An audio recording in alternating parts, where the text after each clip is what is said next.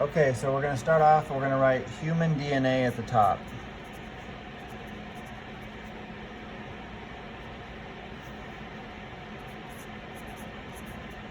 Can you guys read that? Okay. Human DNA is going to be the beginning title. And then we're going to start with a question. How many chromosomes in a cell? And you can answer that by saying it out loud, or you can put it in the chat. We're talking about how many chromosomes in a somatic cell, a cell that you would have in your cheek, a cell that you would have in your nose, a cell that you would have in your toes. So everything except for the cells in the gonads. How many chromosomes are in a normal human cell, or somatic human cell is what I should say.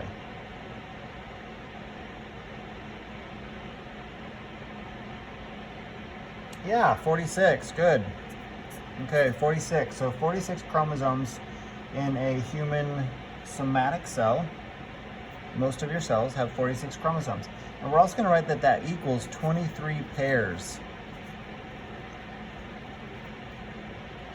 Okay, so like you have a pair of shoes, your left shoe and your right shoe look a lot alike, but they're slightly different, okay?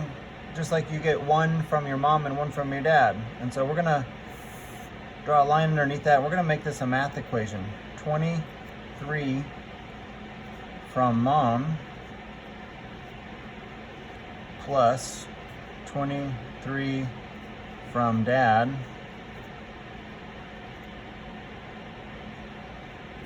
equals 46.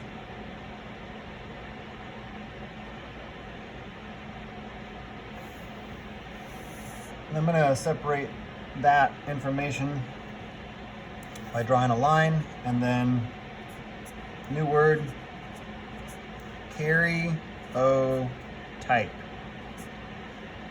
Karyotype, karyotype. Karyotype is something that you can get anytime in your life, I guess. You have to pay for it, but doctors and scientists look at these so that they can evaluate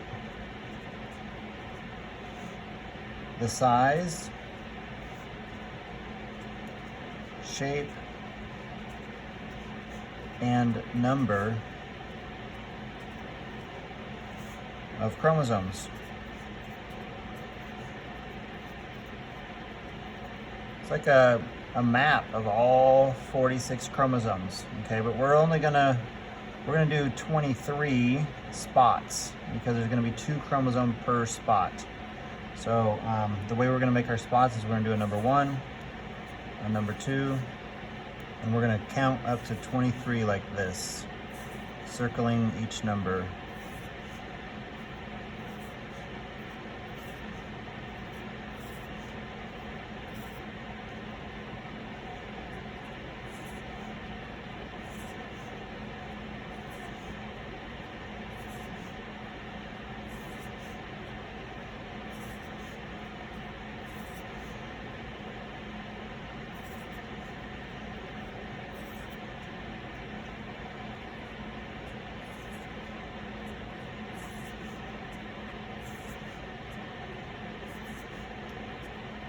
So when scientists do this, they can take the DNA out of a cell, and then they can find all the chromosomes, and then they can match them up. And so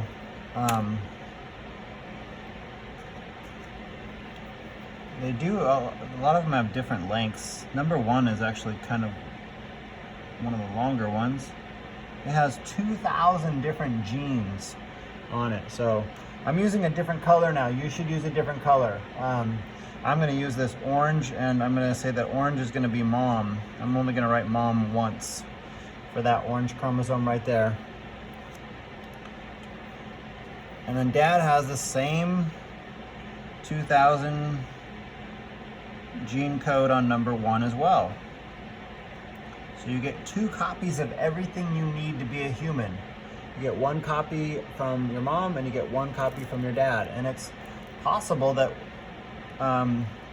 mom could give you a dominant trait. Like let's say that mom gives you the dominant trait for curly hair and dad gives you the trait for straight hair. Well, because it's dominant, you're gonna have curly hair. And then the recessive trait, the straight hair, will be hidden in your genetics, which means you could pass it along to your offspring. And then if they received a straight hair from your partner as well, then they could end up with straight hair. Okay? All right, we're gonna jump all the way down to number 23 now, because number 23 is a little bit special.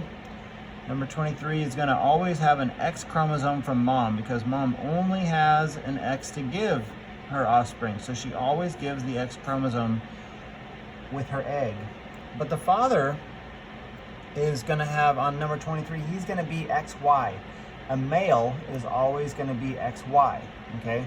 So if you are male, you have a Y chromosome because you got the Y chromosome from your father. If you're female, you have another X chromosome exactly like this because you got the X chromosome from your father. So it's always the father that is going to determine whether, and I put that Y really small. The Y chromosome is very small compared to the X. So this is gonna be a male, okay? I should write that, male. And everybody's gonna use a male example today because you'll be able to see how when we do meiosis, you'll see how half of the information goes to 50% of the sperm and half of the information goes to the other 50% of the sperm, and that's why 50% of the sperm are going to get the Y chromosome and make the offspring a male, and 50% of the sperm will get the X chromosome and make the offspring female. Okay, so there's a 50-50 chance whether you're going to get the X or the Y from your father. You're always going to get the X from your mom. So are all like women able to like reproduce? Well, I guess the correct answer would be no.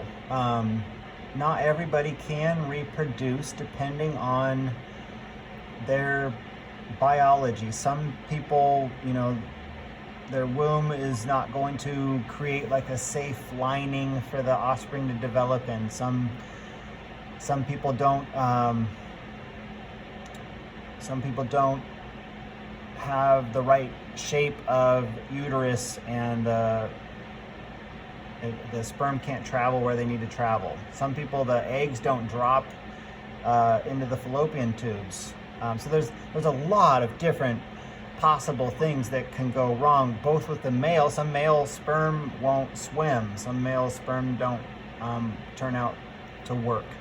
And so there's a lot of different reasons why some people have trouble reproducing, and so they could try and it just won't work.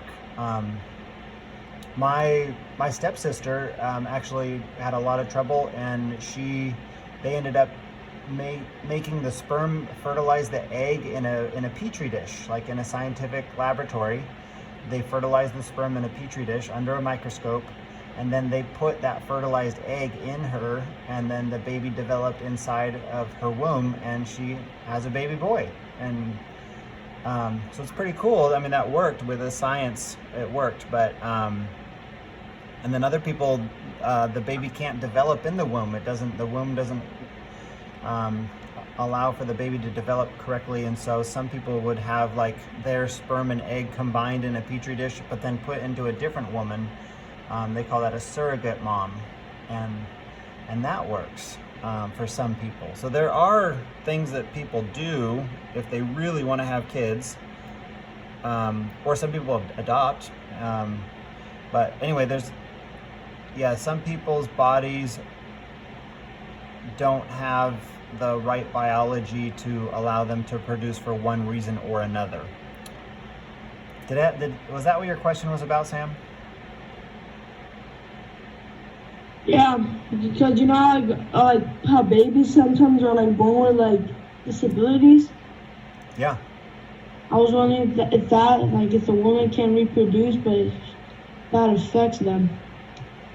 Yeah, I mean, so like my wife she's like 5 years older than I am, and so when we started having kids, said that we were at risk for having a child with Down syndrome, and Down syndrome would happen on this number 21 chromosome.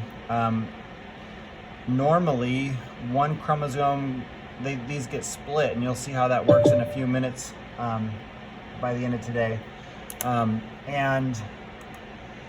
But sometimes instead of splitting evenly, one of the chromosome or both of the chromosomes go to one egg, and none of them go to the other egg, or it could happen with a sperm. Both of the chromosomes go to one sperm, but none of them go to the other sperm, and you end up with 3 number 21s. And that happens more often in women over 35.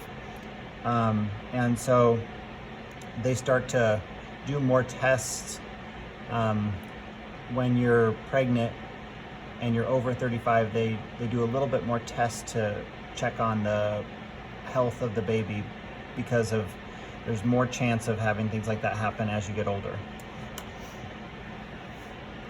And there's a lot of other things, and that's what the Genetic Disorder Project is about. That's why we do that genetic disorder, because it's really interesting to see how different things happen on different numbers of these chromosomes.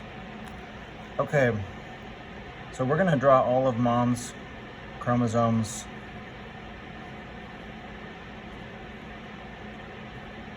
And I'm going kind of fast here because I think we're a little behind. They don't all have to be perfectly straight. I like to make a couple of them curved because that's how it actually looks. But they kind of look like worms. And when you get to number 18, make them a little smaller, make them shorter.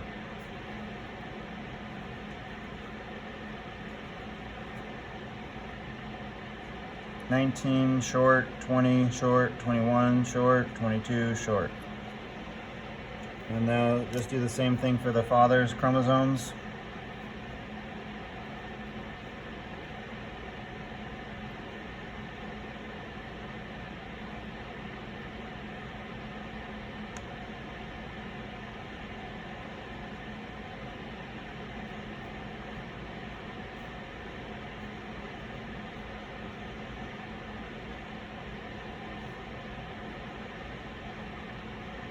Okay. So now we have 46 chromosomes, 23 from mom and 23 from dad. And this is going to be a male because it got a Y from the dad and an X from the mom. And I'm going to go to a different page because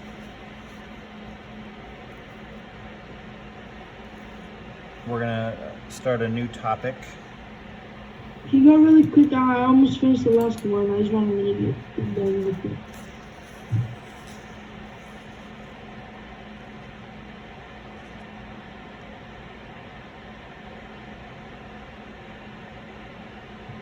Okay, thank you. Yep. Okay, now start off with another title, Meiosis. And that's a weird spelling. It's got an E right there, Meiosis. And we're not going to do the full definition. We're going to do the simple definition right now. Making gametes. Gametes are the sex cells. And so we're going to do an arrow over here for sperm and an arrow over here for egg. So in order to make sperm and egg in the gonads, the body will do meiosis. And the first step of meiosis, well, it's actually between doing meiosis, is called interphase. Inter actually means between, okay? So between one meiosis and the next meiosis, it does what's called interphase. And during that time, the DNA is doubling so that it can form chromosomes.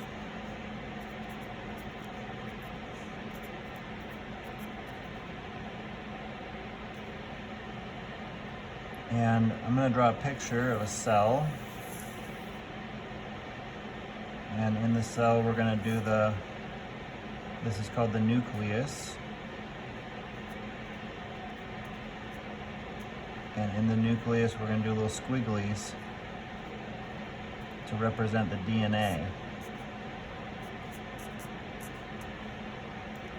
And I'm going to label this as a cell in gonads.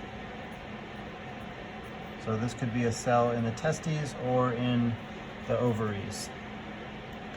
And these DNA, these little squiggly DNA, they are not in a chromosome form yet. They're all unwound, and that allows for your cell to read all of the DNA information and grow and develop. And that's what's going to happen in interphase. Now the first phase where meiosis really starts to happen is called prophase. And pro actually means first or beginning. So prophase is where the meiosis, and we're going to call it prophase 1 because eventually there will be a prophase 2. So here's where the DNA condenses. And that word condenses means to like come tighter together. Okay, it's gonna group together. It's gonna become tighter together. Condenses to form chromosomes.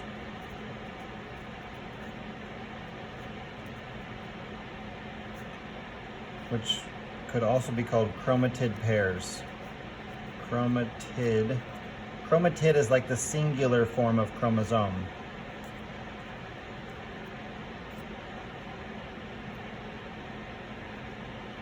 Okay, and now I'm going to go back to my colors.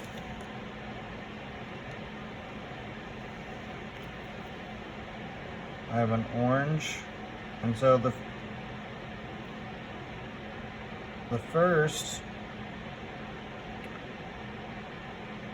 one from mom, we did it like this, and so now the DNA went from being like this, all loosely wound or opened up, to being tightly formed into a number 1 chromosome like this.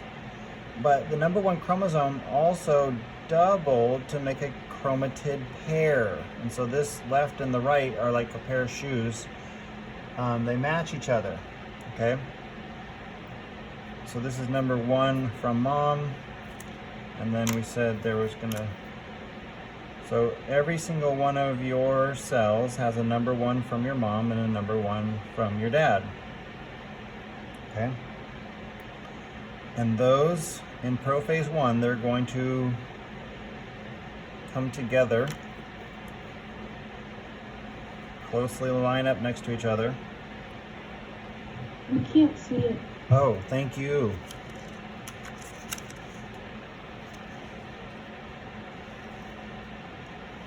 How about now? Okay. Thank you for letting me know. Okay, so this mom's chromosome and dad's chromosome are formed, and now they're going to come together. And so we're going to label that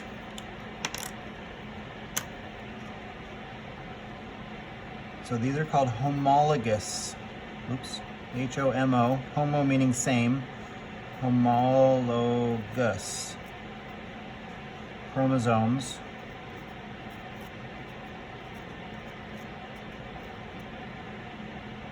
Pair up. And that's what we did here. These are all homologous chromosomes. Okay, they're matched up. The number 1 with the number 1, the number 2 with the number 2, the number 3 with the number 3. Those are all homologous chromosomes. So here we have the number 1 and the number 1, and they pair up. Now sometimes, not all the time, but sometimes the homologous chromosomes do something called crossing over. Okay, and now what I'm going to do is I'm going to put a blue end on this one now.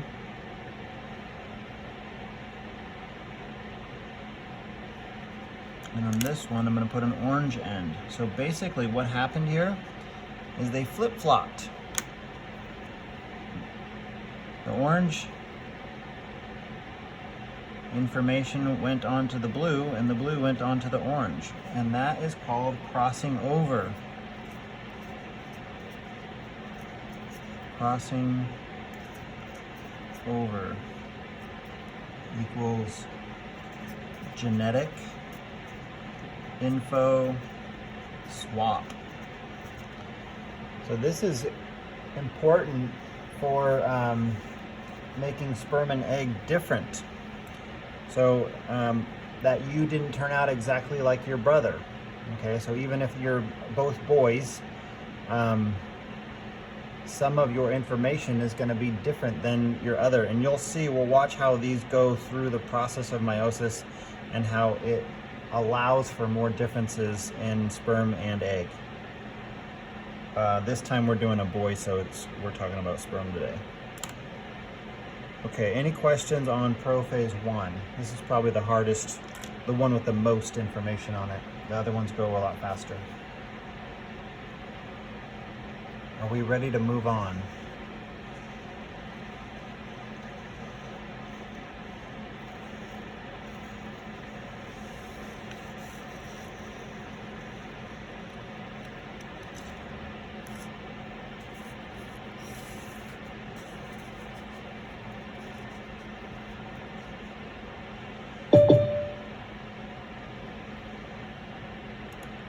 Okay, so the second part of meiosis is going to be metaphase. Metaphase I. And during metaphase I, the homologous, remember that means that they are the same chromosome, like the number 1 and the number 1, homologous chromosome pairs line up. Okay, we're going to draw a picture of that. So I'm going to use a little bit more than just the number 1. So let's say that this is the number 1 chromosome from mom, number 1 chromosome from dad, and the number 2 chromosome, I'm going to make it as a crossing over. So I'm going to put an orange end on here, showing that it had some crossing over. And so these orange and blue ends swapped. And so that's the number 2 from mom, number 2 from dad. And then let's go with number 3 as a small x. And a small x over here for that side. And a small blue one over here and a small orange one over here. Okay, so we have 4 sets of chromosomes. Numbers 1 and 1, number 2 and 2, number 3 and number 3, number 4 and number 4. Okay, so they're all lined up. And the lining up happens because of these things called spindle fibers that move the chromosomes to the center. And there's this organelle called a centriole that makes the spindle fibers happen and do that. If you get into cell biology and you're really interested in this kind of stuff, you can see all of these things with something called a transmission electron microscope. The detail is amazing. Just the fact that we know all this information amazes me. Okay, so metaphase, they're all lined up. Anaphase I.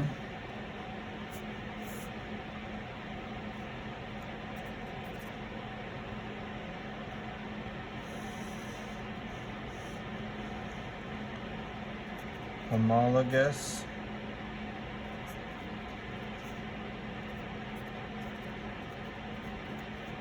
chromosome pairs move to opposite sides.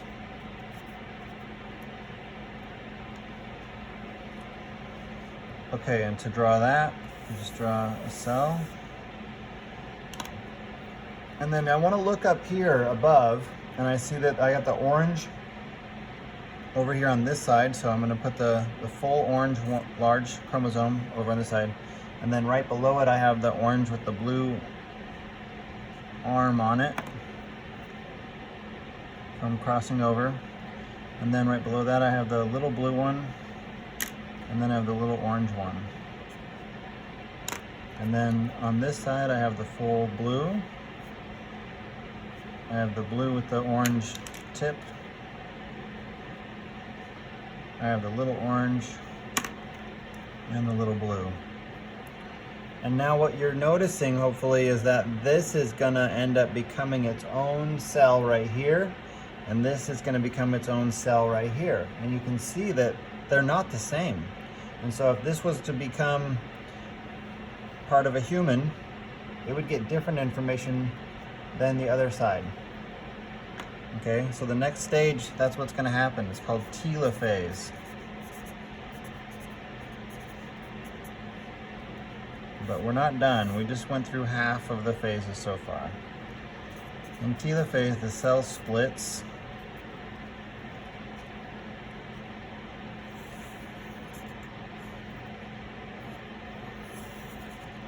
So it split right there. Oh. So the cell split right there. And once again, you want to look up above at your anaphase, and so that you get the right parts into the right cell. So I look up here and I see that I got a full size orange X. I got an chromosome. I got an orange chromosome with a blue tip on it. I got a little blue, and I got a little orange.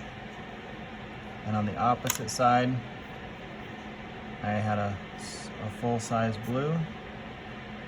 I had a blue with an orange tip. I had a little orange, and I had a little blue. And so you can see that these are already different cells, but at this point, these still actually are full chromosomes, and so we only drew 4, but imagine there's actually 46 here, and there's still 46 here. If we were to do all 46, it would take forever. So we're just doing 4. But right now, with telophase 1, they still have the full number, and they need to get down to 23. And that begins with prophase 2.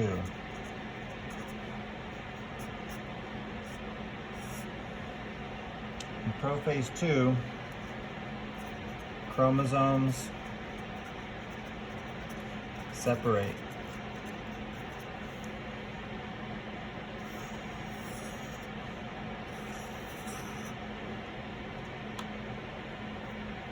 And so I'm going to put, from this cell up here, I'm going to put the full orange one over here, and I'm going to put the orange one with the blue end on the other side over here. And I'm going to put the little blue one over here. I'm going to put the little orange one over here. The big one, big blue over here. Blue with the orange end on the opposite side. Little orange over here. Little blue over here. So they're kind of getting organized now in prophase. Oh. Can you see that now? Prophase 2. I just organized them so that you see 2 on the left and 2 on the right, and 2 on the left and 2 on the right.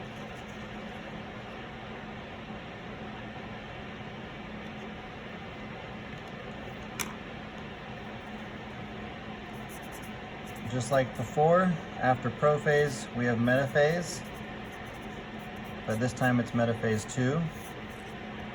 Same thing's gonna happen.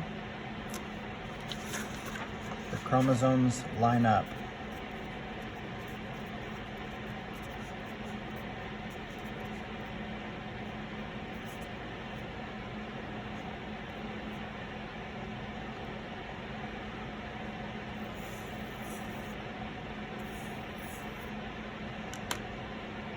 So in order to get them to line up, I'm going to start with my big orange X and then my orange X with the blue tip, and then my little blue and my little orange. And on this one I got the full blue, the blue with the orange tip, the little orange, little blue. And once again, this is all getting organized by these centrioles, is what they're called, and they make these things called spindle fibers that are attached and moving these chromosomes around. This next step is where a lot of the genetic disorders happen. Anaphase II. This is a common place for a genetic disorder to happen because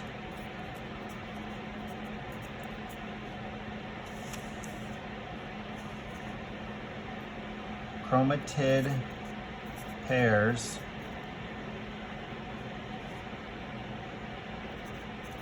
get pulled apart, and sometimes they don't get pulled apart, and that's where you end up with genetic disorders.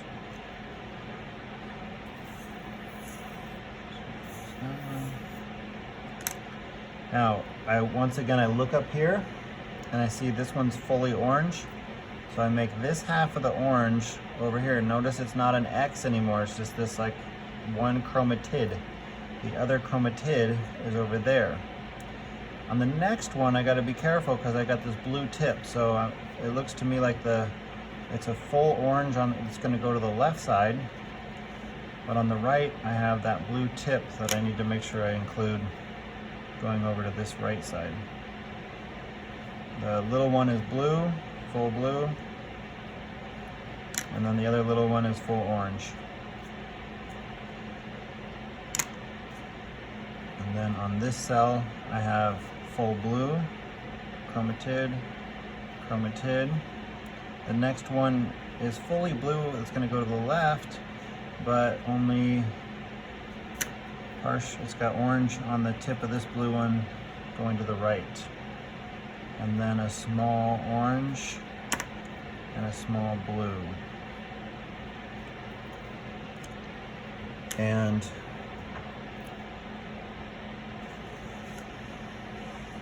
I know I'm going kind of fast, but I only have a little bit of time here, so we're going to finish it up. And I am recording this, so I will post the recording, so if you need to rewatch it, you can, or rewatch part of it, you can. The last phase is Telophase II, and you can see that in Anaphase II, the right side of this cell with this full blue with partial orange, little blue, is different than this side because of the crossing over ended up making the left different from the right. And remember, this would happen with 46. We only did 4. So there could be a lot more differences happening on other chromosomes. On this one is different. The left is also different from the right. And so in the end, you end up with 4 different cells. Okay, this one becomes this, and this one becomes this. So Telophase II, the definition would be the cell splits.